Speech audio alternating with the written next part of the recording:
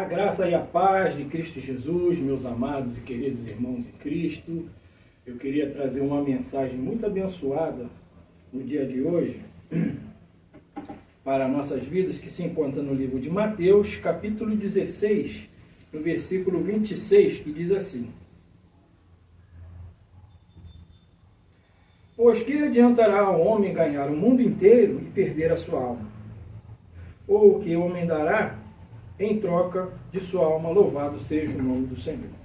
Pai querido e amado, a ti toda a honra, glória e louvor, que tudo que for feito aqui seja para que o seu nome seja glorificado em tudo, Senhor. Desde já te agradecemos por tudo. Amém. Então o tema de hoje é: qual o destino da alma após a morte? Que diz assim: a morte é certamente o rei de todos os temores. Sobre ela está lançada a condição de mistério, incerteza, angústia e sofrimento.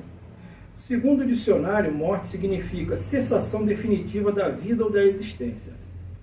Certa vez ouvi alguém dizer que a morte é a sentença de igualdade incondicional entre todos os homens, pois ela alcança crianças, jovens, velhos, pobres e ricos, do maior até o menor.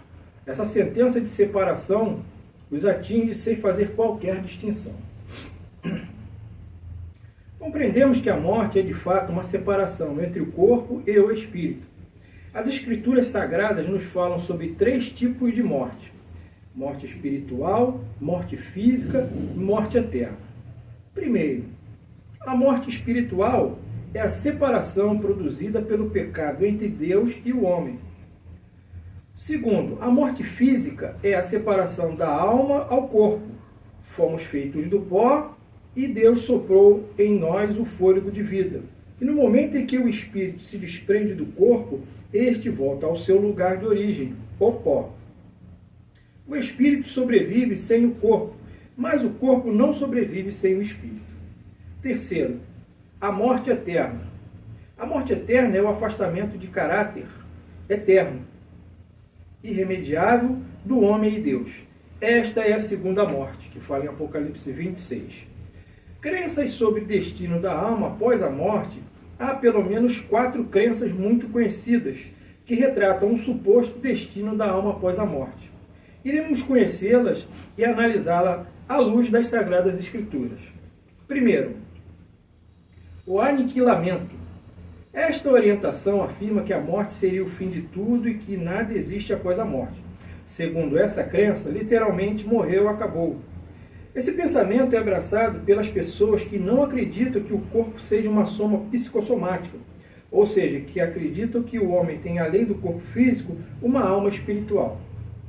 Certamente a crença no aniquilamento cresce muito hoje, devido ao materialismo e o ateísmo sempre crescente em nossos dias. Esta vertente não encontra base alguma nas Sagradas Escrituras, pois ela nega a doutrina da Palavra de Deus, onde nos garante a existência da alma desde a criação, Gênesis 2:7, e faz distinção entre alma e corpo, Mateus 10:18. Segundo, purgatório. No ano 593 do século VI, a doutrina do purgatório começou a ser ensinada devido a um decreto papal. Em 1439 do século XV, o purgatório foi transformado em artigo de fé para a Igreja Católica. Esta doutrina afirma que a pessoa, quando morre, vai para um lugar de tormento, algo semelhante ao inferno, onde supostamente passaria algum tempo sofrendo tormento. O fato é que não se sabe quanto tempo essa alma ficaria purgando seus pecados, até se achar purificada. Essa doutrina é evidentemente diferente do aniquilamento e também não encontra qualquer apoio nos ensinos bíblicos. Consiste, na verdade, em uma fábula engenhosa montada. Diria mais, essa doutrina é um sacrilégio diante de Deus e um desrespeito à perfeita obra redentora efetuada por Cristo na cruz do Calvário. Veja o que diz a Bíblia. Deus assegura que nenhuma condenação existe aos que estão em Cristo. Romanos 8:1. Deus nos justifica pelo sacrifício de Cristo, que foi perfeito, completo e eficiente. Hebreus 7:27. somos libertos do juízo condenatório divino. João 5, 24. João 5, 24. A fé em Cristo é a nossa completa justificação. Romanos 5, 1 e 2. O estado dos salvos mortos. Lucas 23, 43 e Apocalipse 14, 13. Fica terceiro que o purgatório do cristão é o sangue do conserto eterno que nos purifica de todo o pecado. 1 João 1, 7 e 9. Terceiro, a reencarnação. Muito conhecida essa teoria e muito disseminada pela mídia na atualidade, a metempsicose ou transmigração das almas, ou simplesmente reencarnação, afirma que após a morte o espírito desencarna e fica vagando até se reencarnar. Depois morre novamente, se reencarna de novo e assim se sucede diversas reencarnações, até supostamente chegar a um estado de purificação. Esta teoria também é um equívoco e não tem nenhum amparo bíblico, pois afirma que o homem se purifica a si mesmo ao reencarnar diversas vezes. A Bíblia nos ensina sobre ressurreição e nunca sobre reencarnação, visto que são totalmente distintas tanto na doutrina como no próprio significado.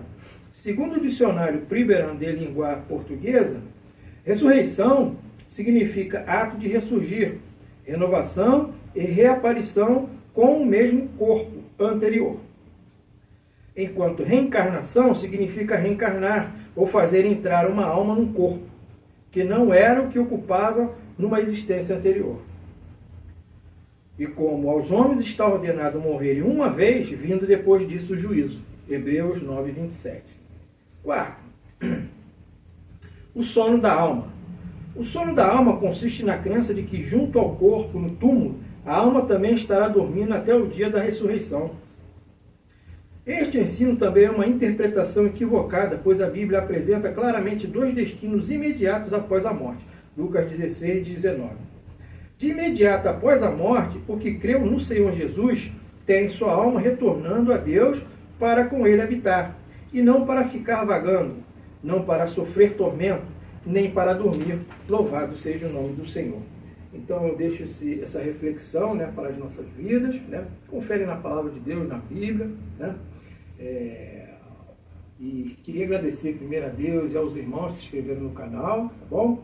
Você que não se inscreveu, se inscreve, compartilha, dá o seu like, tá bom? Faz um comentário. O canal não é meu, é nosso, tá bom? Queria pedir ao Papai do Céu que nos abençoe e nos guarde neste dia com todas as bênçãos da eternidade dele, porque em Cristo Jesus nós somos mais que vencedores. Amém.